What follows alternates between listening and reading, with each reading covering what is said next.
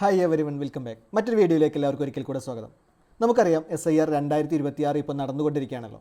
നമ്മുടെയൊക്കെ വീടുകളിൽ BLOമാർ ഇതിന് വേണ്ട എന്യൂമറേഷൻ ഫോം കൊണ്ട് തന്നിട്ടുണ്ടായിരിക്കും. നമ്മൾ അതൊക്കെ ഫില്ല് ചെയ്ത് സമർപ്പിക്കുകയും ചെയ്തിട്ടുണ്ടാകും. ഇത്തരത്തിൽ നമ്മൾ സമർപ്പിച്ച ഫോം അപ്ലോഡ് ചെയ്തിട്ടുണ്ടോ എന്ന് നമുക്ക് സ്വന്തമായി ഇപ്പോൾ ചെക്ക് ചെയ്യാനായിട്ട് സാധിക്കുന്നുണ്ട്.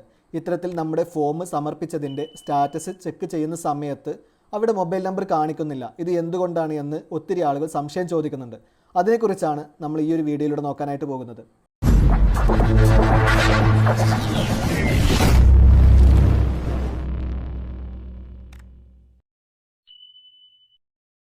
SIR 2026 എന്യൂമറേഷൻ ഫോം ഇനിയും സമർപ്പിക്കാത്തവർക്ക് ഓൺലൈൻ വഴി ഫോം സമർപ്പിക്കാൻ സാധിക്കുന്നതാണ്.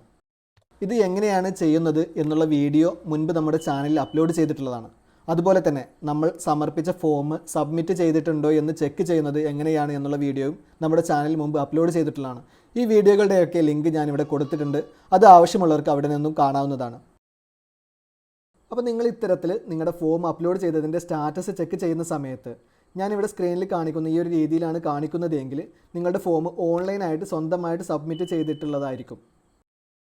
ഓൺലൈൻ വഴി ഫോം സ്വന്തമായിട്ട് സബ്മിറ്റ് ചെയ്തവരുടെ സ്റ്റാറ്റസ് ചെക്ക് ചെയ്യുന്നത് ഈ ഒരു രീതിയിലാണ് കാണിക്കുന്നത്.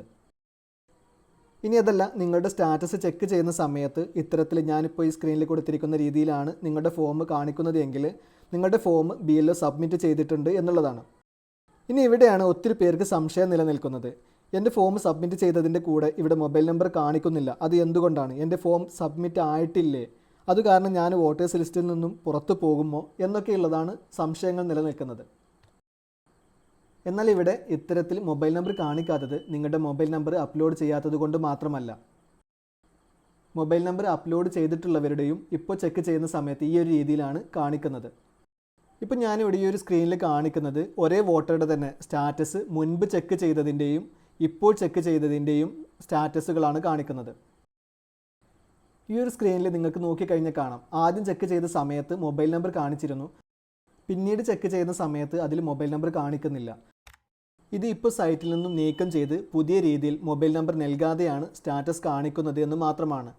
ഇനി നിങ്ങൾക്ക് നിങ്ങളുടെ വോട്ടർ ID കാർഡിൽ മൊബൈൽ നമ്പർ നൽകിയിട്ടില്ലെങ്കിൽ ഫോം 8 വഴി ഓൺലൈനായി സ്വന്തമായി തന്നെ നിങ്ങളുടെ മൊബൈൽ നമ്പർ ചേർക്കാവുന്നതാണ്.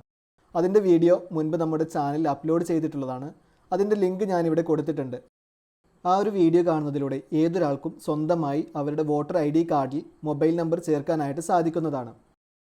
SIR ഫോം സമർപ്പിച്ചതിൻ്റെ സ്റ്റാറ്റസ് ചെക്ക് ചെയ്യുന്നതുമായി ബന്ധപ്പെട്ട ഈ ഒരു അപ്ഡേറ്റ് നിങ്ങൾക്ക് ഉപകാരപ്രദമായി എന്ന് കരുതുന്നു. വീഡിയോ ഇഷ്ടപ്പെട്ടുവെങ്കിൽ ലൈക്ക് ചെയ്യുക.